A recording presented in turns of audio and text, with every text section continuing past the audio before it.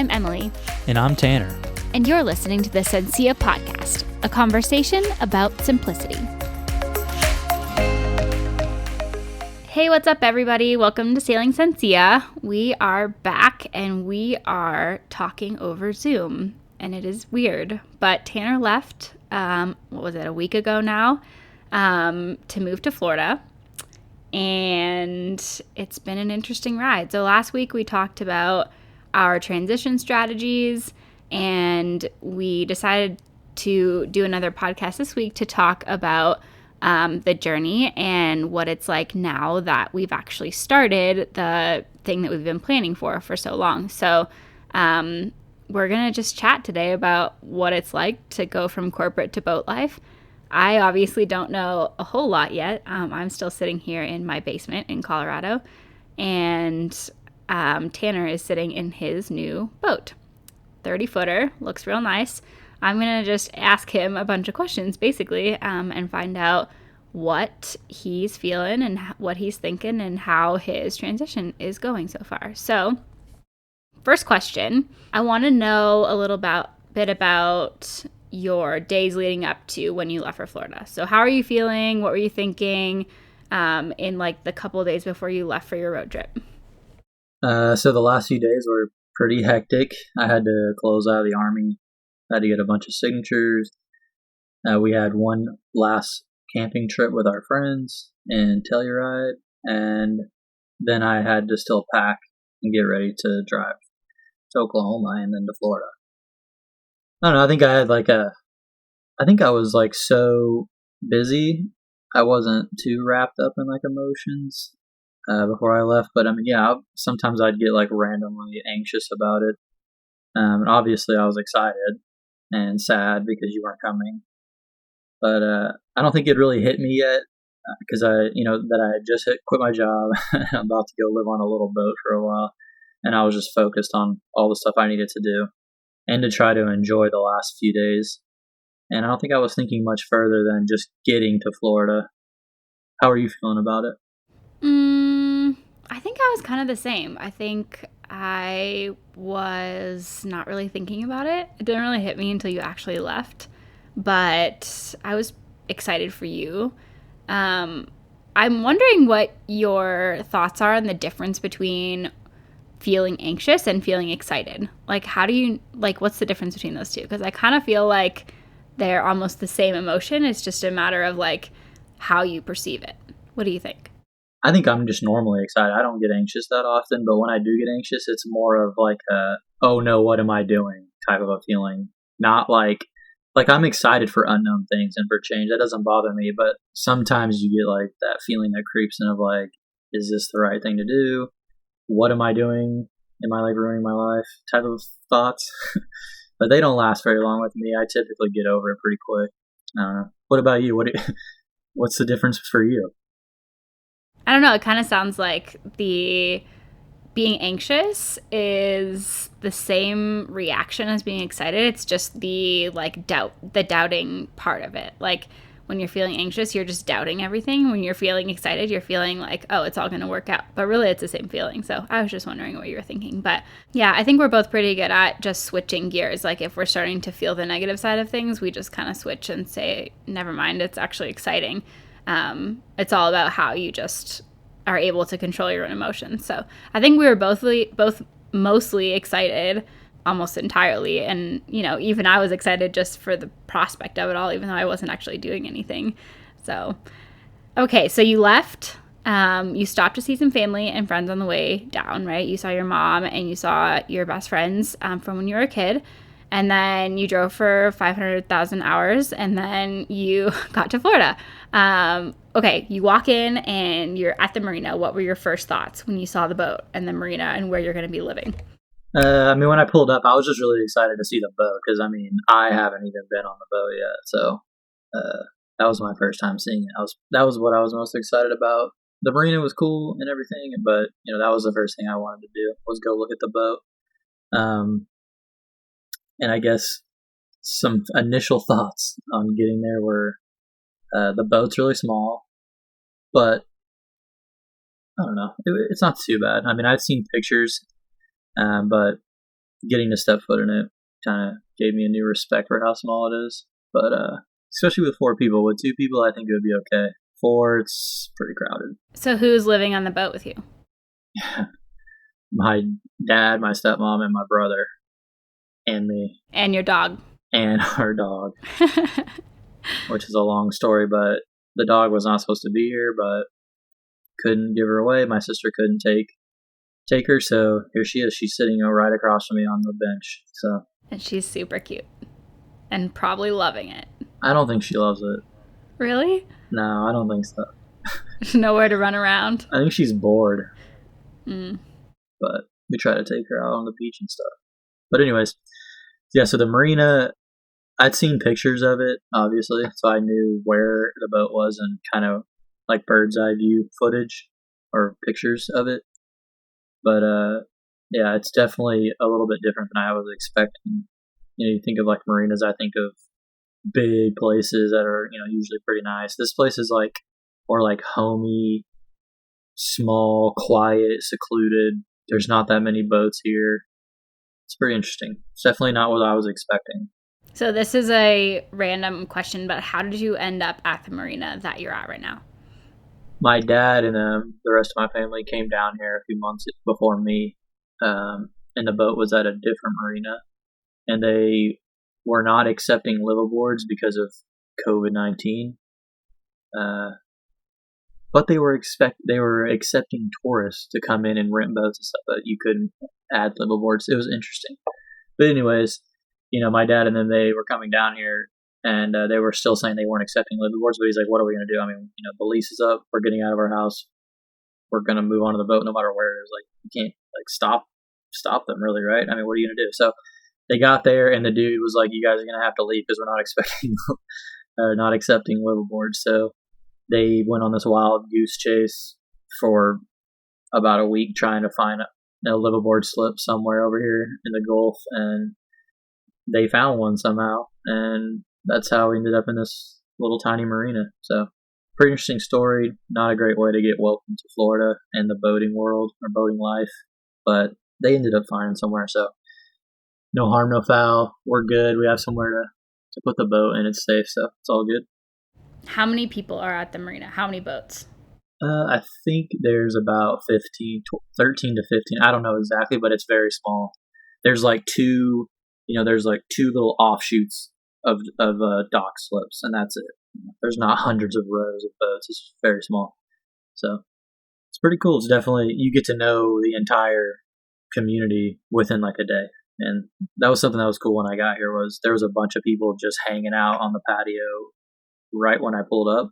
So I got to meet probably, I don't know, maybe like a third of the people that live here all the second I pulled up. So it was cool. It's definitely a small group of people. Everyone knows each other. Everyone helps each other.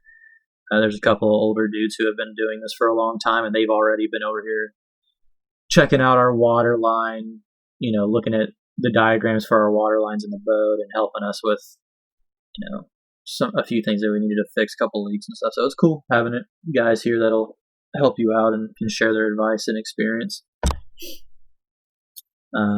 Yeah, so when I gave you the FaceTime tour of the marina, it wasn't all encompassing, but what did you think about it? What were your thoughts on the marina? It definitely was a lot different than I was expecting. There's the community area is awesome. Like, I was hoping that boat life would be like that. Like, everyone was kind of like in it together. So that part was pretty cool, but it was so much smaller than I thought. What did you call it? The man cave. I still want to see that. There's like apparently an area that's out in the middle of nowhere where people just throw tools everywhere and everyone just goes and works on boats. Sounds like a man cave. But it seems, I couldn't really tell because no one was really out when you were giving me the tour, but it seems like a community for sure, which I think is pretty cool. I'm excited to get there and to meet all the peeps because it sounds like there's some pretty interesting people there. So you got to the marina. You got there at night, I think, right? What time did you get there? Yeah, just after the sun went down, like 9 p.m., something like that. Yeah, so you walk on your boat and you have what, like 2 bags, a couple bags of clothes, and that's it? I had a few crates of clothes, some camera gear, laptop, and a bunch of fishing rods. That's about it. Okay, so that's it. And you got to the boat, and what did you find? What did you see? What was your bedroom like? I don't have one. It doesn't exist. There's an So there's an so where are you sleeping? in the salon on a bench, on one of the bench, couches. Because I mean, it's a 30-foot boat. There's a V berth, and then there's an aft cabin, which actually is pretty big. I was surprised, but my little brother occupied that, a few months ago, so I haven't been able to get him out yet. So I'm stuck on the couch. That's okay. It is what it is. I'm not mad about it. So you went from first having a whole house to yourself with, four bedrooms, too much room. You didn't even have enough stuff to fill it. And then you moved into my basement with basically nothing, but still, like, I have a bedroom and a real bed and a kitchen and all that stuff, to living on a boat where all you have is a couple bags of clothes and a bench to sleep on, right? Yeah, it's pretty interesting. Definitely a huge change. But I don't know. I'm just glad to be here. It's not the most comfortable place to sleep, or live, I guess, for now, just because it's crowded mostly, not because of anything else. But it's the beginning to the lifestyle. I mean, I'm willing to sleep on a couch for 3 months while I find another, but I don't really care. It's a step forward in the right direction, so I'm good. I'm fine with it, and I think it's going to give me some motivation to go find a boat because I don't want to sleep on this forever. So I definitely will go out and look. Yeah, and so I can have my own room again and a bed. That'd be great. And I like the fact that I just get a chance to live on this, boat for a while I'm looking for our next one, so I can get used to kind of the feeling and the lifestyle. And also, we have some models we've already picked out, but living on this one will probably give me a better insight into like what is going to be comfortable, what would some pros and cons to different things. So I think it's a good opportunity. We could be living in an apartment or a house, go look for a boat. We're not really sure, what things we want, and then we just move on to it. And then we may wish we had certain things, but now I can kind of give some type of perspective after living on one for a while. So that'll be cool. It's a good opportunity. Yeah, like we talked about last week, it's all about mindset. And I think you have a really great mindset and you're just excited to be there. And we've already made the decision. And, this is what we want to do. And it's in line with what our goals and our dreams are. So you're just kind of willing to deal with whatever happens. And you've got a really positive mindset when it comes to what you're doing. So that's pretty awesome. What about, so work life? Obviously, all of our lives have turned upside down since COVID-19 started in March. But let's compare like your 9 to 5 in-person Army job before COVID-19 to what you're doing now. How have your days changed from like pre-COVID work life to what you're doing now on the boat? Definitely think this question. So I'm not really working yet because I've only been here for a few days. So that will, I think, at some point we can revisit the scheduling when I finally get myself together. But I mean, obviously, it's polar opposites right now because I have no schedule. I definitely have to prioritize what I'm doing with my time every day based on a lot of the things I have to do. And it's kind of hard to not get distracted because you have a bunch of families here that stop by. If you're outside, working, they'll stop by and talk to you for a minute, or somebody will ask you for help with moving something or working on something. And you have your boat projects. Like we had some leaks that we've been fixing during the day. I mean, that distracts you from focusing on working or getting some other admin task stuff that you need to get done. So it's definitely, and the beach is across the street. So, I mean, it's hard to not get sucked into going to the beach instead of working. So definitely going to take some self-discipline to, maintain focus on what I need to do. So that's definitely a huge difference. I don't wake up and get my coffee and go to work and have meetings and everything like that. It's just whatever I want to do. So definitely have to be mindful of how I'm using my time. But I'm feeling pretty re-energized and like driven and very purposeful. I like starting new projects and change.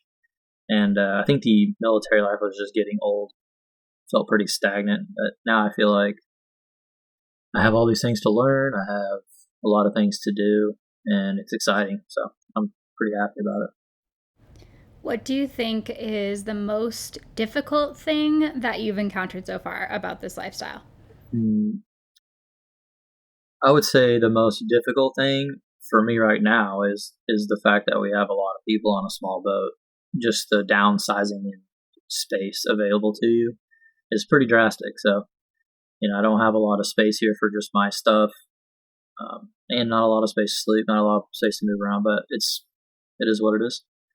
And then probably just like the unknown with trying to get this part-time job working on the boat, finding another boat. We're still planning the Sencilla stuff like podcasts and videos. So it's pretty overwhelming at first, but I think once, like I just kind of mentioned about the scheduling, once I get in the groove and used to it and kind of figure things out, I'll be good to go. It's not going to be difficult. So you said the space is the most difficult part. What have you been doing, or what do you plan to do to like overcome that difficulty the way that it is now? Yeah, I would say probably the space is the most difficult. How am I going to overcome it? I don't know. I mean, right now I've just seriously minimized what I took everything I owned and probably dropped it to 5% of all the stuff that I had, material possessions. And then, I dropped some of that stuff off with my mom, some of the things I didn't want to bring to the boat. And then now there's still things in my truck in the parking lot that I wouldn't bring on the boat. So I'm like at 1% of the stuff I had before, probably. It's literally a backpack with camera gear and a laptop and like 4 little things of clothes. Like that's literally the only thing that's on this boat that's mine. So quite the, I guess that's what I would say is, the like solution is just to learn to minimalize what you have and just deal with the space that you're given. But And you've been using like the community spaces and like getting outside more because you don't really have a choice, right? yeah, the community spaces are cool. It's a little weird, just like thinking, if we're going to go cruising or if we lived on anchor for a while or, what I'm doing right now is not quite that. It's not quite full time living on your boat, or I guess maybe being like, off the grid, so to say, not necessarily, but you're not plugged up to shore power and everything. But yeah, we have like shore power plugged in, water's plugged in. It's you have a kitchen that's 30 yards away that has everything you could need in it. There's showers, everything here. So not really living it for real, but yeah, having these amenities here is definitely makes it easier. So I would kind of say transitioning from like living in an apartment or living in a house to living on a boat at a marina is basically the same thing. It's like just having a smaller apartment, and everything's not within 10 feet from you. You might have to walk a little bit, but it's pretty interesting because there's you meet a lot of people because everyone's sharing the same areas and stuff. So, and you can't sit in your boat all day. So definitely get you out there and a little more social, and I don't know, makes you move around a little bit more, but definitely curious to see what it's like at some point when we're like really living on anchor and we're using our kitchen, we're using our own water tanks, we're using our own power that we're generating with solar and whatnot, and just kind of seeing how that's going to be, because I think that's just a whole nother level. So I'm excited. Yeah, we're just taking steps in that direction, right? Like baby steps, it's just one thing at a time. So yeah, it's good though. Yeah. So those are the difficult things. What would you say is the best thing about this lifestyle change so far? Yeah, I would just say, I thought about this. I just think the best thing is just like, kind of what I said is like, this first step has been done, and just like to enjoy living the boat life, because I'm on the boat. What's there to complain about? That's the best thing. I'm near the ocean, which is what, we want. I live across the street from the beach. I'm living on the boat. So, hey, I can't complain. That's probably my favorite. That's my favorite thing. My family's here, the ocean's here, and, us wanting to live on a boat, I'm on a boat. So, we're making progress. It's good. Yeah, like we talked about last time, the transition process, but like that process is over now. Like you've done it and you're there, and you know, here we are, and now you get to enjoy it. So, talk to me about some of the major differences that you were not expecting, that you now understand now that you're there and actually living the life. Yeah, I thought about this a little bit. I don't know if there's anything that's like, really crazy that's different than I was gonna expect. Because I mean, we've both been on sailboats before, so you kind of understand. I don't know if I understood how small this was going to be, but I mean, I've been on a boat. I kind of understand I know what it looks like and kind of what it takes to live on one. But yeah, I think I wasn't. I think the biggest thing was just like I was saying before. There's just not a lot of room, so that's a pretty big difference from what I was living before. What about the like differences between army life and this life? Like, what are the major things that you're noticing, either like in yourself or in the environment or what? So the environment is definitely different. I mean, nobody here is obviously in the military, so everyone's super chill, super like just laid back. There's a lot of older folks here, so there's some retired people here. There's some who own like their own small business and whatnot, and they just choose to live on the boat. So just that whole mind, it takes a certain mindset, I would guess, to do that. And so I mean, they're just very different than most of the people you deal with every day. Obviously, I'm not hopping up and driving to work every day, putting a uniform on, shaving, going to meetings and whatnot. It's kind of just do whatever you want to do, man. Things take a lot longer because you got to walk everywhere, or you're on a boat, you got to climb in and out of the boat. You're doing boat projects. It's just, I don't know. It's definitely different, but I would say I would literally say it's like a polar opposite of the army life. Pretty much exact opposite. So when I talk to, well, I don't talk to that many people about it, but when I think about it, the military seems like it is very structured. You're working very hard every day. You going to work from 7:30 to 4:30 or whatever that is, and it's very structured and kind of like, you have a job every day. And then when you say boat life, it sounds like you're just going to go chill, and you're chilling all day, you're relaxing, you're like living the good life. But like, what do you think about that? Do you actually think that's what it's like, or do you think it's actually more difficult or, easier or what? I definitely don't think, this isn't what you said, but it's not all sunshine and rainbows.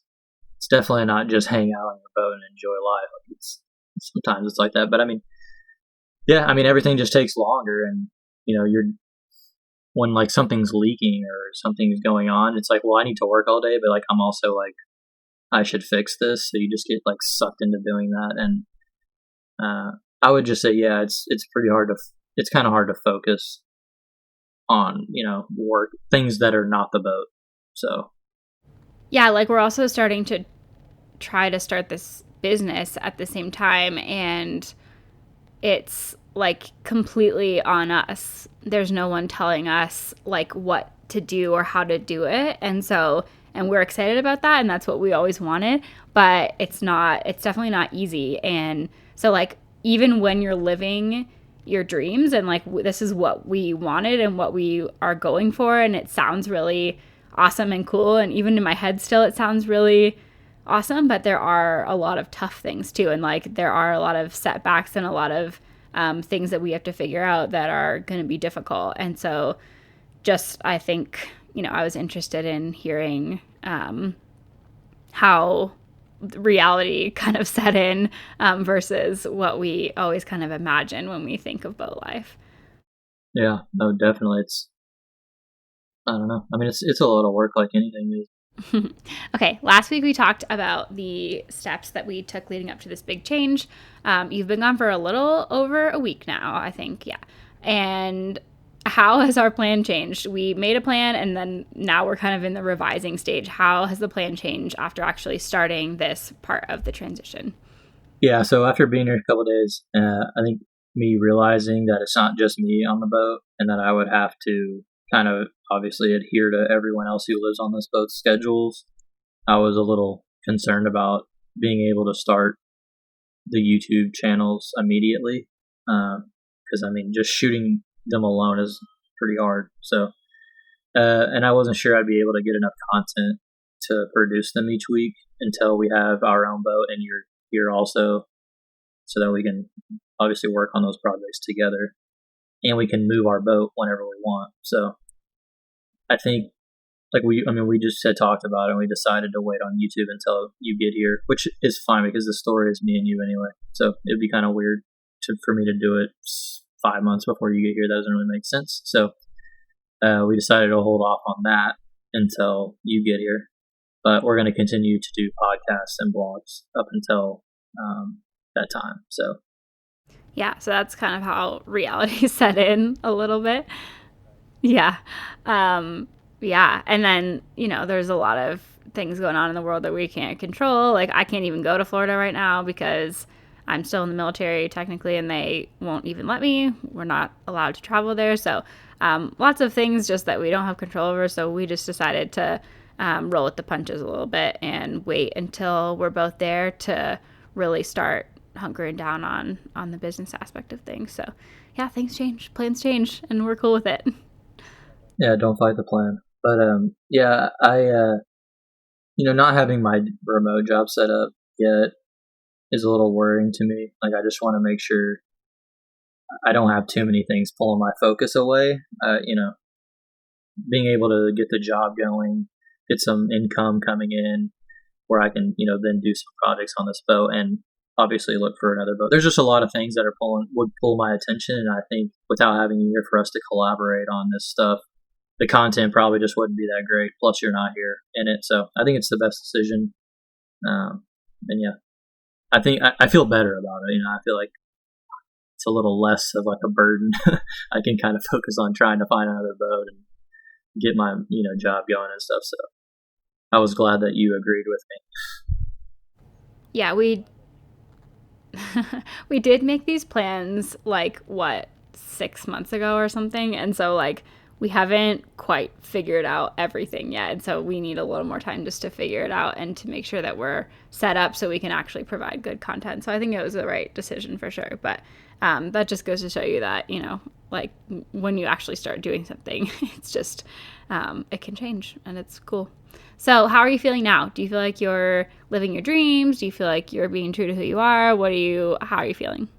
Yeah, well, we need to revisit this question in like 6 months, and then when you're here, and then again like 6 months after we're both on a boat together. Yeah. I mean, I've only been here for 4 days, but yeah, I feel like I made some big steps towards living the dream. I mean, definitely feel more excited, more purposeful, more energized, more motivated.